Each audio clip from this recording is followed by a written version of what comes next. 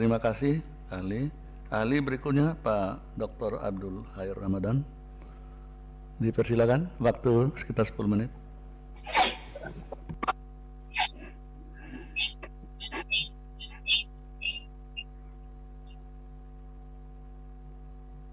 Suaranya belum ada.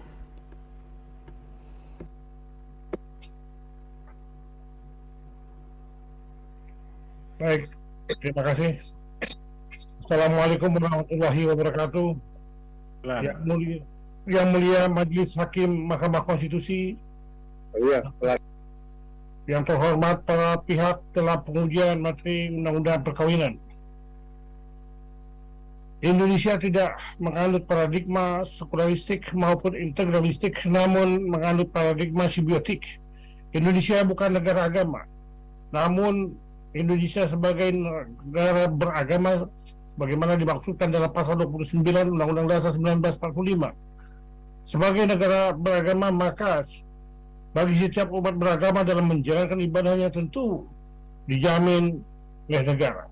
Salah satu bentuk ibadah umat Islam dalam rangka menjalankan keyakinan agamanya adalah melangsungkan pernikahan. Pernikahan yang sah bagi umat Islam menunjuk pada syarat dan rukun. Syarat mendahului rukun, juga akan pernah tercapai rukun nikah jika tidak terpenuhinya syarat. Syarat demikian ditemui dalam pasal 2 ayat 1 Undang-Undang Perkawinan dan termasuk pembatasan-pembatasannya sebagaimana dimaksudkan dalam pasal 8 Undang-Undang Perkawinan. Keberlakuan Undang-Undang Perkawinan dapat ditinjau dari 4 landasan, yaitu filosofis, teoritis, yuridis, sosiologis. Pertama, secara sosiologis, Indonesia berdasarkan Pancasila dengan sila ketuhanan yang Maha Esa pastinya mengakui keberadaan agama. Agama dan negara memiliki relasi yang demikian erat dalam kehidupan bernegara. Menyangkut sila pertama Pancasila dan pasal 29 Undang-Undang 1945, Ismail Sunni mengatakan bahwa sistem ketenagaraan di Indonesia mengakui 3 bentuk kedaulatan, yakni kedaulatan rakyat, kedaulatan hukum, dan kedaulatan Tuhan. Dengan demikian, seluruh hukum, produk perundang-undangan yang dibuat tidak boleh bertentangan dengan hukum Tuhan. Dalam kaitan ini adalah syariat Islam. Dalam kaitannya dengan Undang-Undang Perkawinan, maka ketentuan pasal 2 ayat 1, pasal 2 ayat 2, dan pasal 8 khususnya huruf F Undang-Undang Perkawinan ditinjau dari teori maslahah musalah dan maqasidus syariah sangat berkesesuaian karena di dalamnya mengandung 5 kemaslahatan. Al-Riyadul Khamsu disebutkan ada hifzuddin, menjaga agama, hifzun nafs, menjaga jiwa, hifzun nas, menjaga keturunan, hifzun mal, menjaga harta, dan hifzul aqli, menjaga akal. Pastinya Allah menurunkan syariat bertujuan untuk menciptakan kemaslahatan dan menghindari kemudaratan. Oleh karena itu, Undang-Undang Perkawinan ditinjau dari pendekatan filosofis, selaras dan sejalan sesuai dengan cita hukum Pancasila. Cita hukum Pancasila tentu mengacu kepada kepentingan hukum yang hendak dilindungi, bukan hanya kepentingan negara, sosial, tapi juga kepentingan pribadi, yaitu individual bilangan yang berdasarkan cita hukum yang dianut untuk mewujudkan keadilan, kepastian, dan kemanfaatan. Kedua, secara teoritis, ditinjau dari perspektif teoritis, Undang-Undang Perkawinan memiliki landasan teori yang sangat kuat. Indonesia sebagaimana dikatakan bukan negara agama tapi negara beragama yang menganut paradigma simbiotik. Imam Ghazali mengisyaratkan bahwa hubungan antara agama dan negara terdapat hubungan yang demikian erat, disebutkan sebagai saudara kembar yang lahir dari satu ibu. Demikian dekatnya hubungan agama dan negara sampai beliau mengatakan agama adalah dasar dan sultan adalah penjaganya. Hubungan simbiotik antara agama dan negara dengan jelas diuraikan oleh Al-Ghazali sebagai teori ketergantungan. Agama memerlukan negara dan negara memerlukan agama. Keterhubungan demikian juga disampaikan oleh beberapa pakar hukum Islam, antara lain Ibnu Taimiyah dan Imam Mawardi. Selanjutnya, dalam hal keberlakuan Undang-Undang Perkawinan ditinjau dari teori solvasisasi hukum, teori pengarutan hukum telah menempatkan maqasidus syariah sebagai suatu kebutuhan dan berdaya guna dalam upaya menjaga keharmonisan agama dan negara. Teori solvasisasi hukum meneguhkan keberadaan Undang-Undang Perkawinan perspektif teori basis hukum dalam kaitannya dengan keberadaan undang-undang perkawinan sangat terkait dengan teori penerimaan hukum Islam dalam kaitan ini adalah undang-undang perkawinan. Dapat disebut di sini teori-teori tersebut adalah seperti teori receptio in complexu, teori receptio al contrario, teori lingkaran konsentris, teori eksistensi hukum Islam, dan teori pluralisme hukum yang kuat, strong legal pluralisme. Kesemua teori tersebut mendukung hubungan kooperatif antara Maghazid syariah dengan hukum positif sebagai manifestasi negara simbiotik. Ketiga, secara yuridis, sebagaimana disebutkan dalam pasal 29 ayat 1 yang berbunyi negara berdasar atas ketuhanan yang Maha Esa. Ini merupakan penegasan kembali dari sila pertama Pancasila. Selanjutnya disebutkan dalam ayat 2-nya adanya kewajiban negara untuk memberikan jaminan kemerdekaan bagi tiap-tiap penduduk untuk memeluk agamanya masing-masing dan untuk beribadat menurut agamanya masing-masing dan kepercayaannya.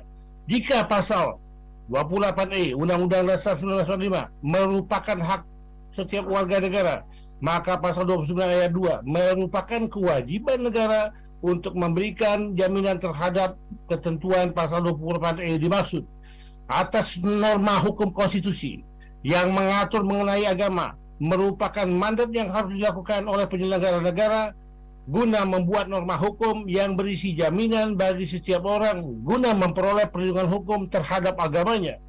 Diakui bahwa negara tidak boleh mencampuri urusan doktrin agama, namun demikian juga negara mampu dan dapat melakukan pembatasan-pembatasan tertentu yang di sini tidak berarti mendiskriminasi, melainkan untuk melindungi kepentingan agama. Dengan demikian, dalam menjalankan hak dan kebebasannya, setiap orang melekat pembatasan yang ditetapkan oleh undang-undang sebagaimana dimaksudkan dalam pasal 28J ayat 2 Undang-Undang Dasar 1945. Disebutkan di sini bahwa pembatasan diadakan adalah salah satunya pada nilai-nilai agama.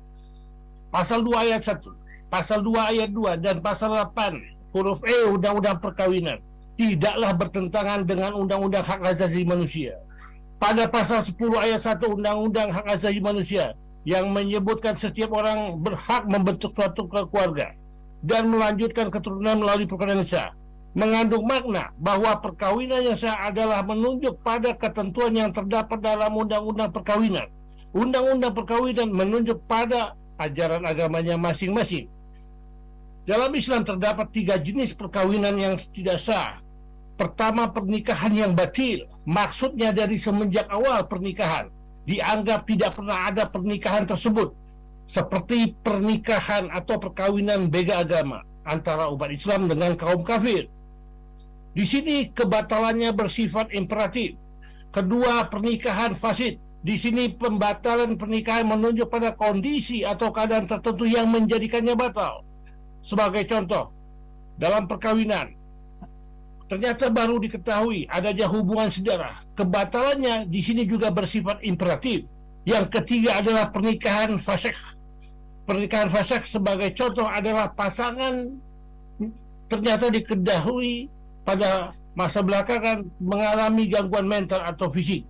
Di sini kebatalannya pernikahan tersebut fakultatif, diserahkan kepada pasangan suami istri yang tersebut. Oleh karena itu, demikian pengaturan tipologi perkawinan yang tidak sah. Batal demi hukum itu menunjuk pernikahan yang batil in case pernikahan beda agama. Kemudian, menurut Ronald Dworkin, bahwa masalah hukum tidak hanya dapat dipastikan oleh kekuatan fakta sosial, tetapi juga oleh prinsip-prinsip.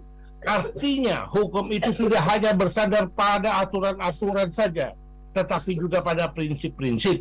Prinsip-prinsip merupakan bagian dari hukum. Menurut Dworkin, prinsip memiliki kadar. Oleh karena itu, jika terdapat pertentangan, maka metode yang paling tepat untuk memecahkan suatu masalah tersebut adalah dengan melihat kadar mana yang lebih kuat yang mengabaikan kadar prinsip yang lemah. Syarat perkawinan berdasarkan ajaran Islam, berdasarkan landasan filosofi, teoritis, yuridis, ternyata diketahui tidak dapat dibantah lagi bahwa ajaran Islam memiliki kadar dimensi yang demikian tinggi dibandingkan dengan prinsip atau dalil pemikiran manusia. Kemudian secara sosiologis, Undang-Undang Perkawinan memberikan jaminan hukum bukan hanya terhadap pasangan suami istri, namun juga terhadap anak yang dilahirkan, sepanjang anak yang dilahirkan dalam perkawinan yang sah. Pasal 4 pasal 42 Undang-Undang Perkawinan menyebutkan bahwa anak yang sah adalah anak yang dilahirkan dalam atau sebagai akibat perkawinan sah. Jaminan kepastian hukum ini juga ditujukan kepada harta bersama ketika perkawinan putus karena perceraian. Pasal 33 Undang-Undang Perkawinan menyebutkan hal tersebut diatur menurut hukumnya masing-masing. Pada penjelasannya disebutkan bahwa yang dimaksud dengan hukumnya masing-masing ialah hukum agama, hukum adat, dan hukum lainnya. Konsekuensi hukum bagi pasangan beda agama adalah tidak berhak untuk saling mewarisi karena perkawinannya terlarang dan tidak sah. Kondisi demikian menimbulkan suatu permasalahan ketidakadilan. Oleh karena itu, sudah sangat tepat rumusan pasal-pasal aqua sebagaimana dimohonkan untuk di judicial review adalah berkesesuaian dengan aksiologi hukum sebagaimana disebutkan dalam pasal 28 DS1, kepastian hukum yang adil. Kemudian konsekuensi perkawinan beda agama juga akan menimbulkan akibat hubungan nasab. Hal itu disebutkan dalam pasal 43 ayat 1 Undang-Undang Perkawinan. Ayah biologis tidak mempunyai hubungan nasab dengan anak di luar perkawinan. Anak di luar perkawinan tidak dapat dikategorikan sebagai anak sah dan itu berpengaruh terhadap penerimaan hak warisnya dan juga berpengaruh terhadap posisi wali nikah bapak biologisnya tersebut. Anak tersebut terlarang mendapatkan warisan dari ayah biologisnya. Ketika si anak berkelamin perempuan dan mau menikah, maka ayah biologisnya terlarang menjadi wali nikah. Oleh karena itu, perkawinan beda agama menurut hukum Islam adalah haram dan hukumnya zina. Telah terjadi kebiasaan secara sosiologis di masyarakat. Penyebutan, nomenklatur, istilah, julukan yang diberikan terhadap anak pasangan dari pernikahan atau perkawinan beda agama diistilahkan, disebut sebagai anak zina, anak haram jada. Walaupun yang berdosa adalah kedua orang tuanya, namun sebutan itu membawa beban psikologis yang mendalam. Demikian itu juga membuktikan bahwa perkawinan tidak sah in isu beda agama termasuk sebagai perbuatan yang dicela oleh masyarakat. Kesimpulannya adalah bahwa perkawinan yang sah menurut ajaran Islam adalah yang telah memenuhi syarat dan rukun. Kedua unsur itu tidak dapat dinegasikan. Dia bersifat universal dan mendasar. Ketentuan pasal 2 ayat 1, pasal 2 ayat 2 dan pasal 8 huruf E, huruf F Undang-Undang Perkawinan tidaklah bertentangan dengan pasal 28D ayat 1 dan pasal 29 Undang-Undang Dasar 1945. Jika permohonan uji materi ini dikabulkan oleh mahkamah, maka hal tersebut sama saja dengan melegalkan perzinahan. Perkawinan beda agama adalah dosa besar dan menimbulkan kemudaratan yang berkelanjutan. Legalisasi perkawinan